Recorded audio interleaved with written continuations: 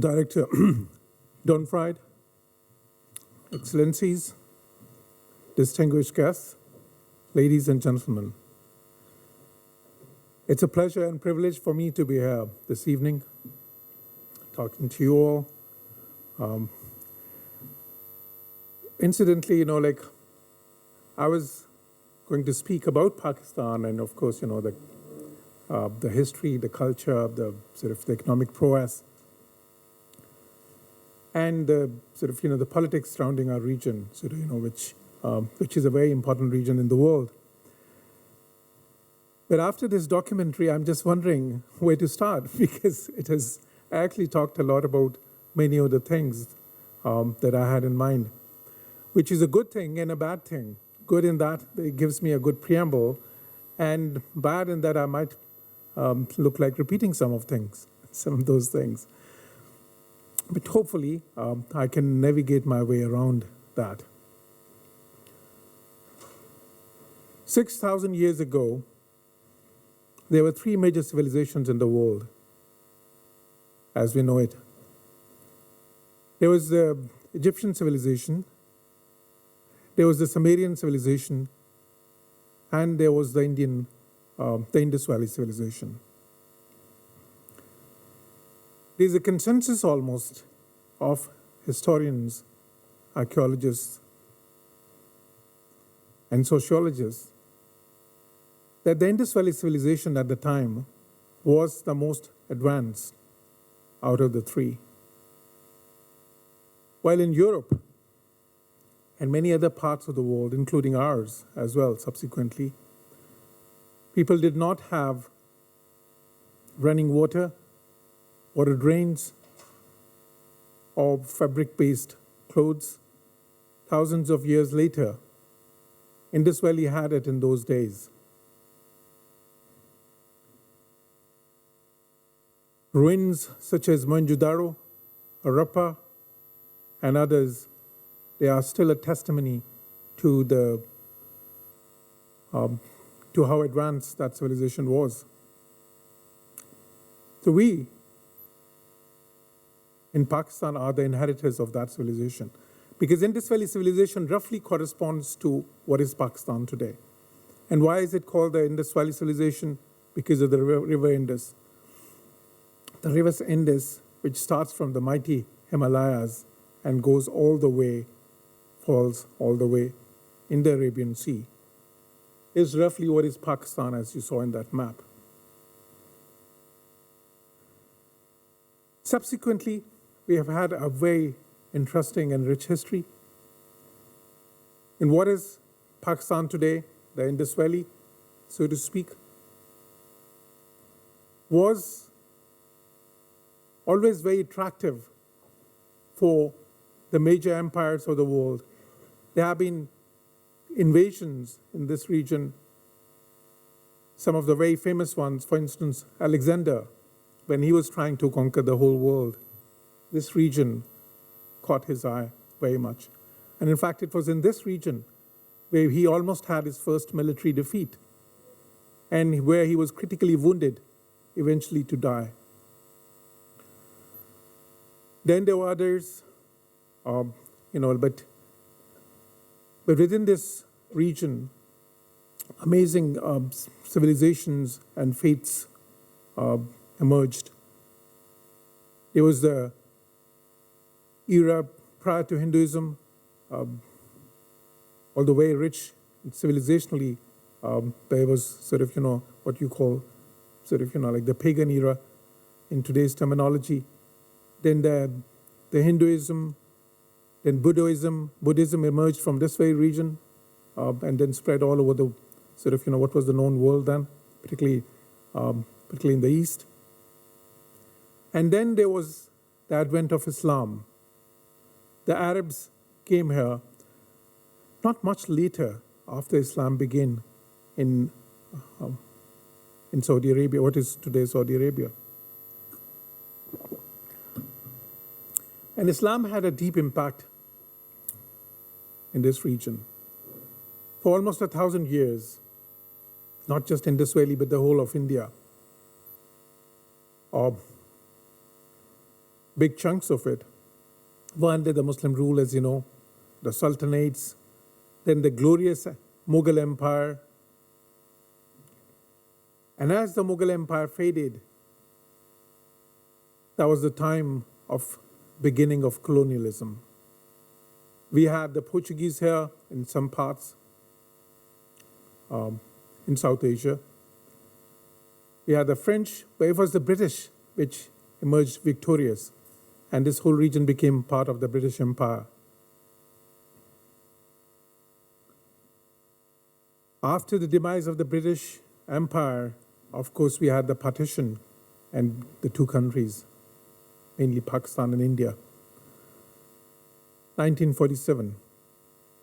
As you have seen in that very interesting documentary, the initial images of that partition. While there was a birth of hope and glory, that birth took place in the pangs of millions of killings, unfortunately,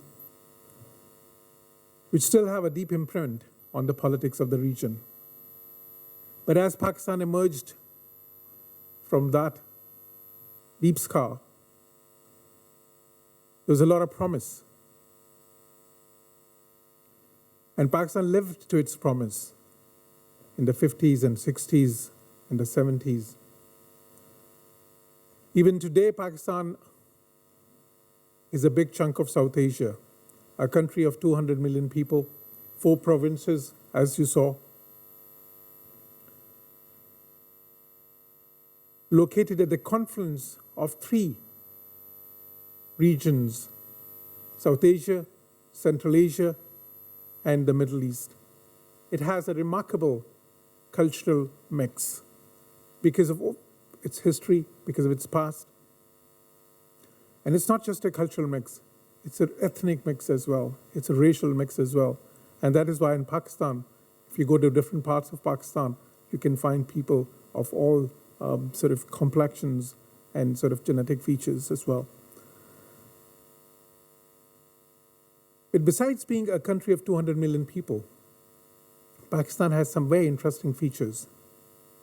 It's a very young country. Look at those. See, now they're very Caucasian features. See, that's the north of Pakistan. And there's a story about that this is the descendant or the left, the remains of Alexander's armies in Pakistan. These people, they still have a very they're not Muslims. They have a very different culture. They still sort of have some very interesting rituals. So with this type of like a cultural milieu, what have we achieved in the last 60, 70 years? We are a big country. We all know that. We are a young country, not just in terms of the birth, but also in terms of the population that we have today. It's literally decades younger than many of the European populations in terms of the average age of the population.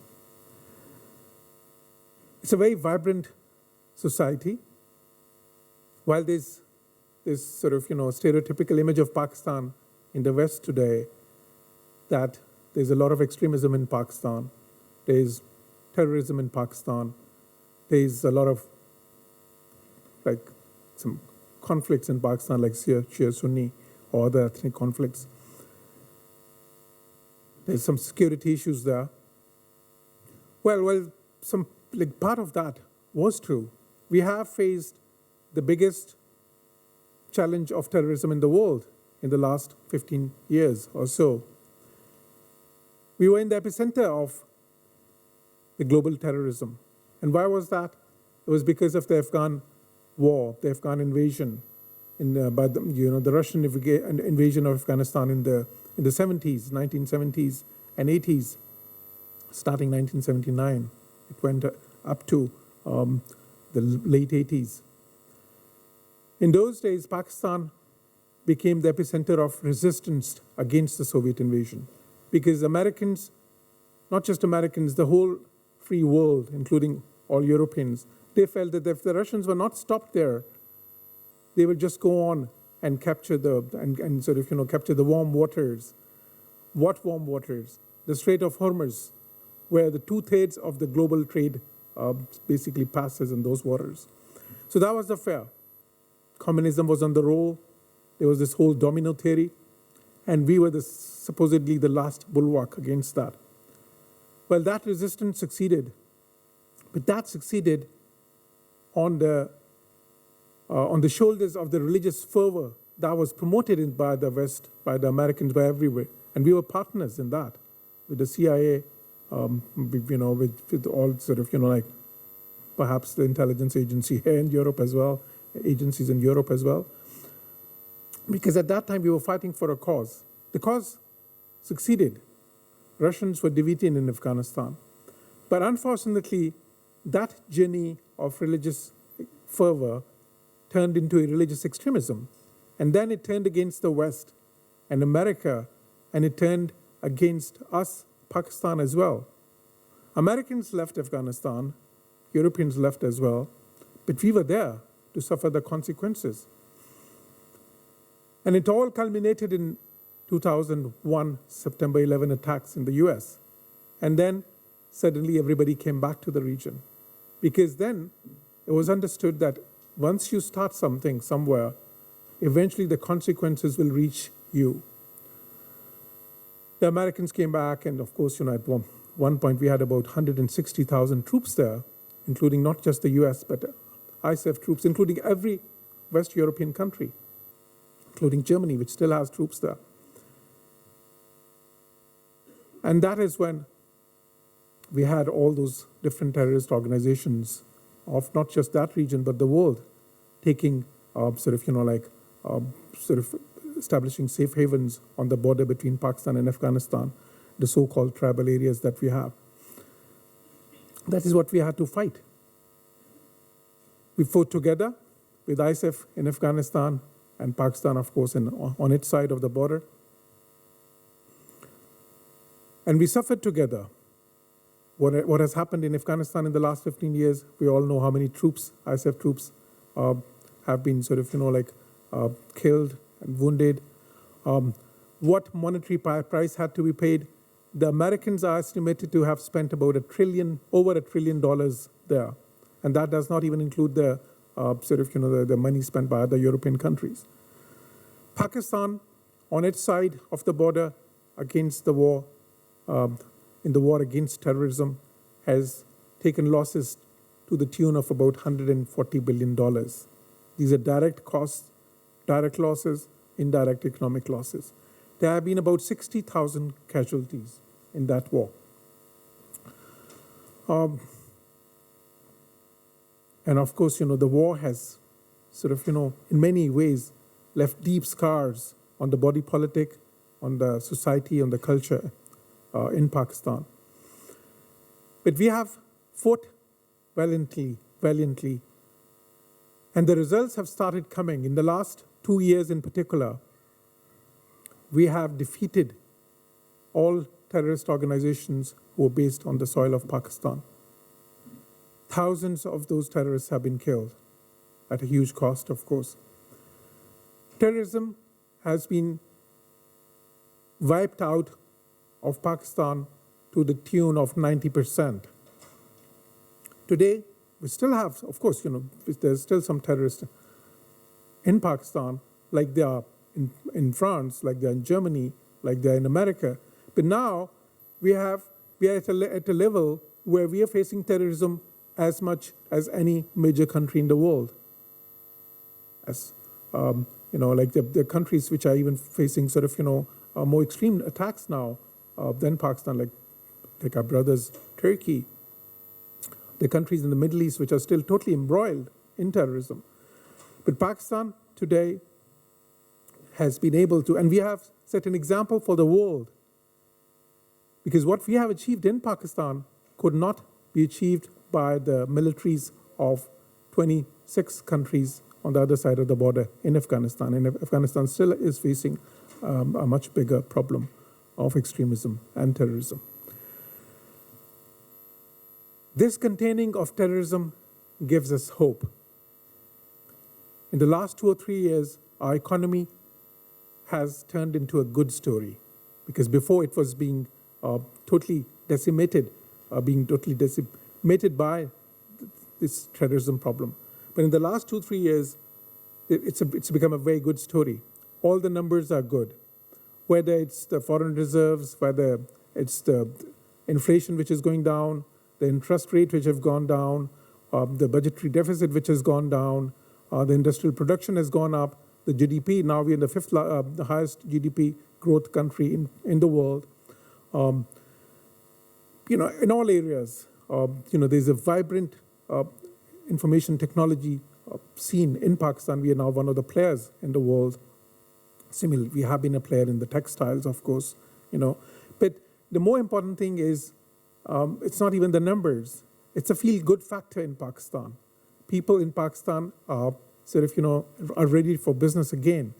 They're open to the world again. A lot of countries have changed their travel advisories for Pakistan, including the UK, which are generally very sensitive to security issues. So in the in the coming years, what we expect in Pakistan is a total turnaround. We already listed, I've been reading all those articles in Economist and Newsweek and many other, Far Eastern Economic Review, about the emerging Pakistan, which will be one of the global players, inshallah, in the coming decades. Now that is the side of Pakistan which is not well known, which has not sunk into the minds of, let's say the business leaders in Europe, in other parts of the world yet.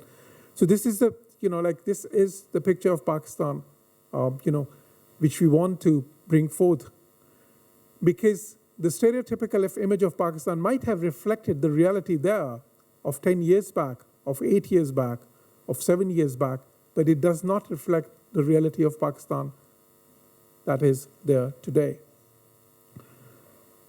You might be seeing all these beautiful images. If you go to Pakistan today, you'd be pleasantly surprised. And that is what is told to me by many friends from here who visit Pakistan, whether for business or for some exchanges, or even on an official visit. You see booming cities there, large cities such as Karachi, 20 million people, or Lahore, which is the cultural heartland, 8 to 9 million people, or Islamabad, Rawalpindi, the twin cities, 5 million people. Fashion scene is booming there. Cultural events are taking place there. Industry and economy, you see people busy in those in their different vocations. It's just like any booming country in the world. And the opportunities there are just amazing. Because it was perceived as a high-risk country in business, there was less investment coming there from Germany and Europe in general in recent years. But that has been a loss, because those who have invested there, in the area of energy, for instance.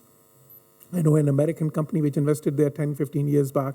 They stayed there while the situation was pretty bad, although they were based in Balochistan, with the name of Huge Power. They had a $500 million investment. But even despite all the problems that Pakistan was facing, they were making money to the tune that it was so profitable that they decided to double their investment a few years back, while everybody else was looking at Pakistan with as a high-risk country in terms of investment. Similarly, there's a lot of other success stories. Companies from Germany, Metro, for instance, recently they met me. They said we are opening 20 new stores in Pakistan. We are expanding very fast there. Many other companies like Siemens, China, which is because they are in the region, they understand the region better than others.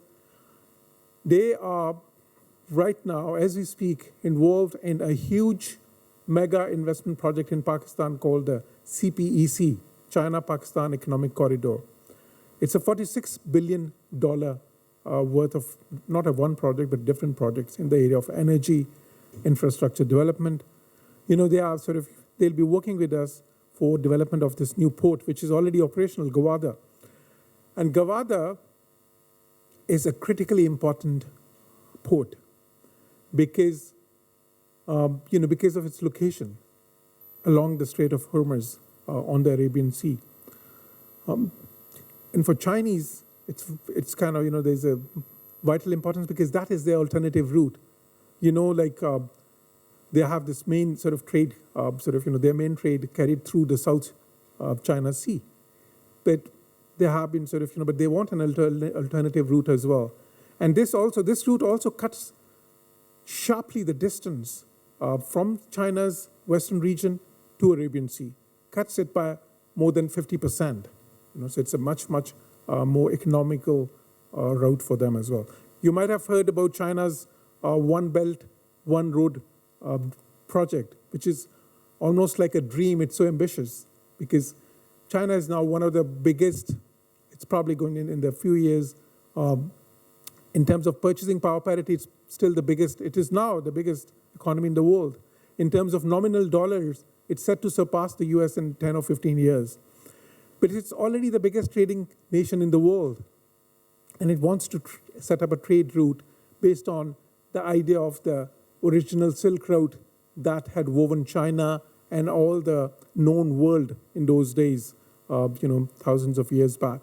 So now they have this dream of weaving the world into a one belt, one road project, for greater trade, for easier trade, for quicker trade. And we are a big part of that project. So that $46 billion worth of investment in the first phase, and it increases to $72 billion in the second phase, will transform Pakistan's infrastructure. And so, in energy and road, rail infrastructure.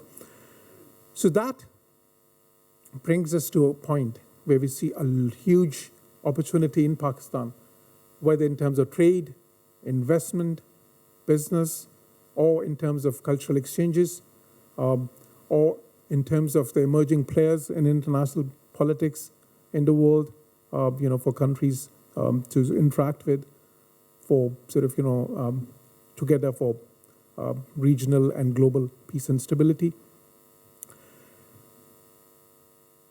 Now, Pakistan is located in South Asia, as you know. South Asia is literally 1/4 or 1/5 of the humanity in terms of the population.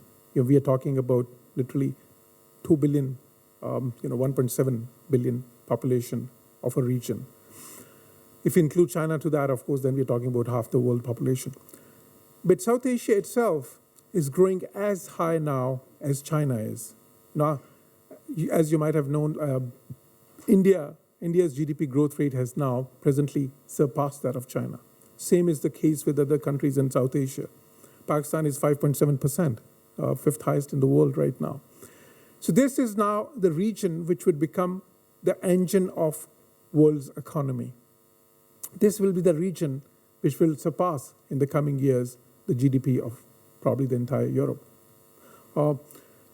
And the whole world is interested in fostering greater economic cooperation with this region. But it's not happening at the pace that it should be happening. What is the reason? The reason is that the South Asia is facing some political challenges, some security challenges. And why do we have those challenges? It's simply because of the the problems, the issues between two of the protagonists of the region, two of the leading players of the region. And who are those two leading players? India and Pakistan. Unfortunately, the way partition happened, it left some unfinished agenda, primarily the dispute of Kashmir. You must have heard about that. And that, unfortunately, is basically hampering the peaceful relations between Pakistan and India, and thus hampering the the development of the region. There's this organization called SAARC, South Asian Association for Regional Cooperation. SAARC is 1.7 billion people, but unfortunately, intra-trade SAARC is not yet anything to boast of. And again, because of this problem between India and Pakistan. We are trying to resolve that. Pakistan and India had entered into various dialogues, into various mechanisms called a composite dialogue. But the problem is that, like when it comes to Kashmir, then the will is not there. There are United Nations Security Council resolutions on Kashmir because it's a disputed region. I'm not going to go deep into the history of Kashmir, but suffice to say, it's a region which is, it's a beautiful region, perhaps more beautiful than Switzerland. But it's a disputed region. When Pakistan and India were partitioned, Kashmir, we feel, should have been a part of Pakistan. India occupied 2/3 of it. 1/3 is kind of, is basically Azad Kashmir, like free Kashmir, so to speak. But it was decided by the UNSC, United Nations Security Council, that there'll be a plebiscite in Kashmir, and they will decide where they want to go. Unfortunately, we always wanted to have that plebiscite, but India they agreed. They promised to have that plebiscite, but then somehow they changed their mind. And even today, the Kashmiris, they're striving for their right of self-determination for that plebiscite, so they could decide the issue on the basis of their aspirations. Now, it's very interesting that in Europe, and I see even in Canada, the countries have no problem having plebiscites. There was recently a plebiscite a few years back in Scotland. They said, okay, there was a movement there for being independent. They said, okay, you want to be independent? Have a plebiscite. And then, of course, as you know, in plebiscite, those who wanted independence, they were defeated. Similarly, in Canada, there was this state of Quebec, which had long aspired for independence. And then they say, okay, you want that, have a plebiscite. So sometimes, Europeans find it hard to understand why could, there be no plebiscite so that the people decide. But the politics of the region is much more complex than that. Unfortunately, in the recent days, there have been as has been happening since 1980s, again, a populist movement for the right of self-determination, which has been rather very kind of strongly crushed. And the images coming out from there, with all those I think social media is awash with that. They unfortunately do not really create a very conducive environment for Pakistan and India to build trade and to build their relations and for which there's so much potential, to be honest. I've been to India a few times because my father actually came from what is today India.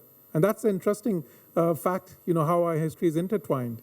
The Indian ambassador here and we actually, we have, our origin is from the same city, Amritsar, So, but despite that, the history is, it's so intertwined. And there's so much goodwill sometimes between the people. Whenever I go to India, it's an amazing goodwill that you find there. And when Indians come to Pakistan, again, people-to-people level, there's an amazing goodwill. But somehow, these issues have not been, the governments have not been able to resolve the issue, particularly as per the advice of the United Nations Security Council. And because of that, peace is still elusive in that region. Because if we have peace in that region between India and Pakistan, that region is probably is not just the new China. It will be much bigger than the China story, because already the GDP growth rate there has surpassed China, as I mentioned. But the actual potential there is just amazing. It's waiting to be tapped.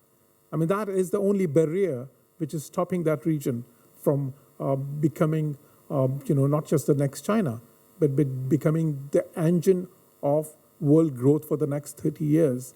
And that is something that the world direly needs. As we all know, Europe is in some sort of, not a recession, but in a recessionary environment.